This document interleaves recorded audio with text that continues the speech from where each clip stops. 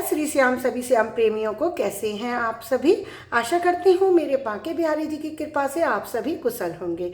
होली के दहन के बाद, होली के महापर्व के बाद बासौड़ा पूजन किया जाता है। शीतला माता की पूजा की जाती है, जिससे माता हमारे बच्चों को स्वस्थ रखें, हमारे घर में खुशियाँ बनाए रखें।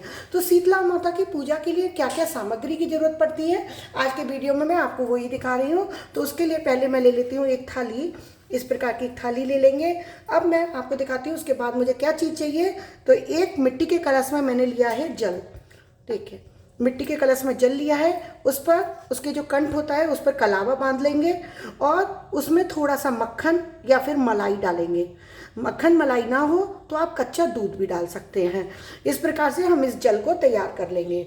अब हम लेते हैं गुड़ के बने हुए चावल, क्योंकि इस दिन माता के भोग में चावल का बहुत महत्व होता है। तो मीठे चावल बनाए जाते हैं। आप शक्कर के भी बना सकते हैं और गुड़ के भी बना सकते हैं।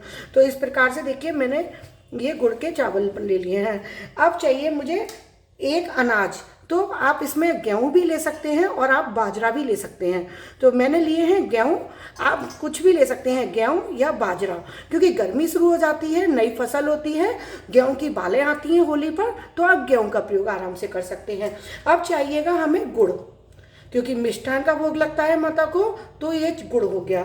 अब माता के लिए कच्चे आटे का लौना बनाया जाता है। तो इस प्रकार से देखिए, 7 हमें लोई तैयार करनी होती है। ऐसे लोई बनाकर उसमें उंगलियों को दबाकर इस तरीके से गड्ढा बना लिया जाता है। तो इसको माता की पिंडी रूप में पूजा की जाती है। तो ये 7 या 5 बनाई जाती हैं। तो देखिए, 2, ये 3,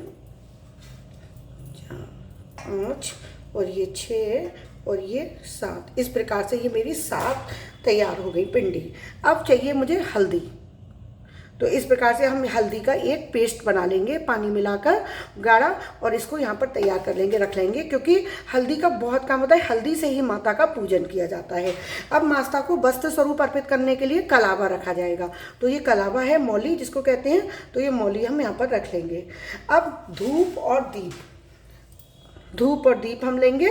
लेकिन धूप और दीप का क्या किया जाता है वो आप मेरे दूसरे वीडियो में जरूर देखिएगा, क्योंकि धूप और दीप प्रज्वलित किया जाता है कि नहीं किया जाता, क्योंकि ये तो शीतला माता की पूजा है। तो इसलिए कोई भी कार्य बिना अच्छे से समझे नहीं करना चाहिए। तो ये धूप और दीप भी हम यहाँ पर रख लेंगे। उसके बाद सबसे जरूरी चीज होती है बिटकुले की माला। देखिए, ये है बिटकुले की माला, जो होली पर भी चाहिए होती है, जब होलिका दहन के समय पूजा की थाली लगाते हैं। और इसको बासोड़े की पूजा में भी ले जाना बहुत जरूरी होता है। तो इस बिटकुले की माला को भी हम यहाँ पर इस तरीके से रख लेंगे। तो ये इस तरीके से हमारी पूरी थाली तैयार हो गई।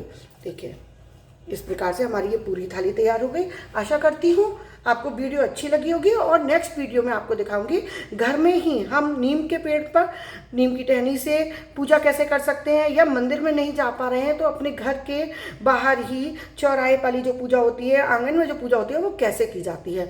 तो मेरे साथ वीडियो में बने रहिएगा। बहुत सारे वीडियो बसौड़े को लेकर आने वाली हूँ। तो इस प्रकार ही मेरे साथ बने रहिएगा। और मेरे चैनल को अभी तक आपने लाइक और सब्सक्राइब ना किया हो तो कर दीजिएगा। अभी के लिए विदा लेती हूँ। राधे राधे।